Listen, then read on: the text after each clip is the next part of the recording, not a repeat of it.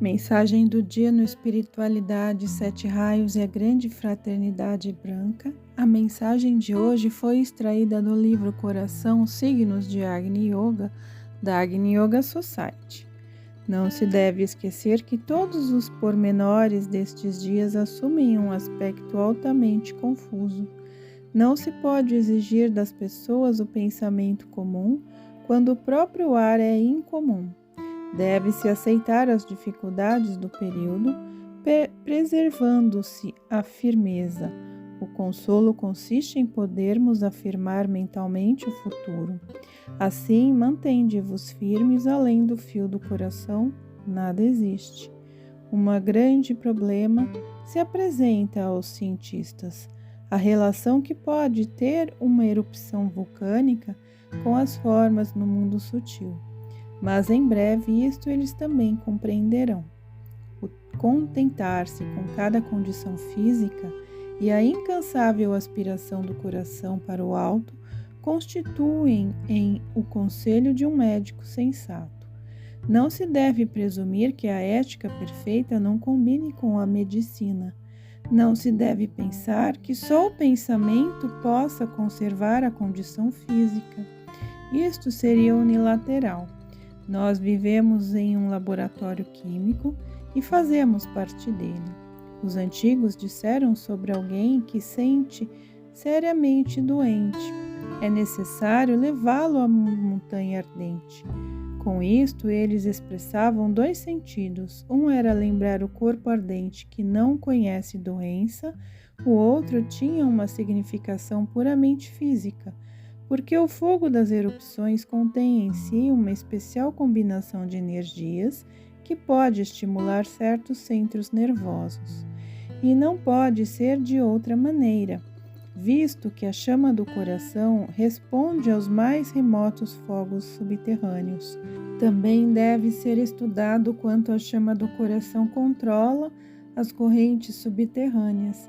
Se certos organismos do mesmo elemento podem descobrir águas subterrâneas, então, por certo, as pessoas ardentes têm ligação com o fogo.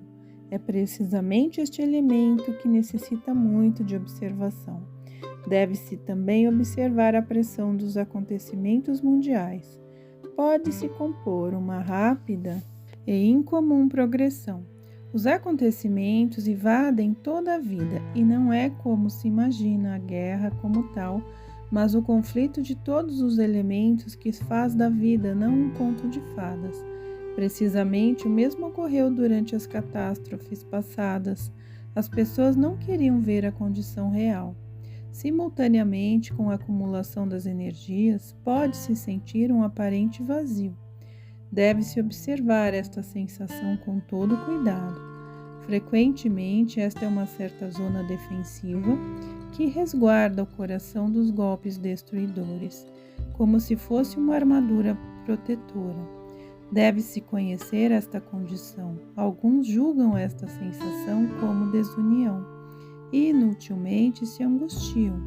Outros consideram que este sentimento significa o fim do perigo e abandonam sua vigilância. Tanto uns como outros somente impedem o fluxo de energia, mas o guerreiro, já experimentando, dá valor a este escudo, que protege tanto suas forças. Vós já sabeis que os golpes sobre a aura são muito penosos para os olhos e os ouvidos, mas pode haver algumas sensações que parecem com as das feridas de corte ou de picada. Estas sensações são especialmente penosas nos ombros, no pescoço e na parte baixa do abdômen. O mesmo pode ser sentido na abertura das feridas, estigmas neste caso.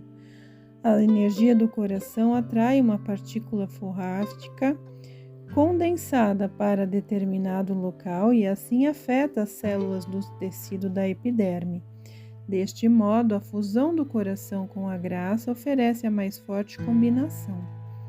Caos não é compreendido. Alguns o julgam separado do manifestado, outros, em geral, o interpretam como uma abstração.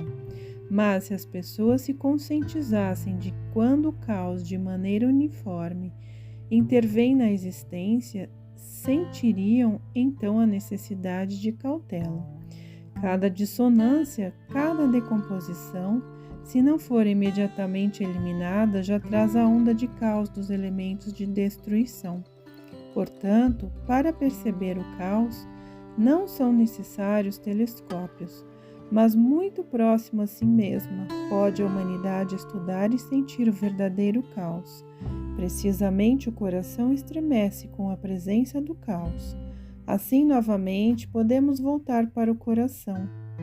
O perseguido leva seus perseguidores atrás de si. É muito antiga a verdade sobre a vantagem dos perseguidos. Compreendê-la significa entrar no caminho dos perseguidos.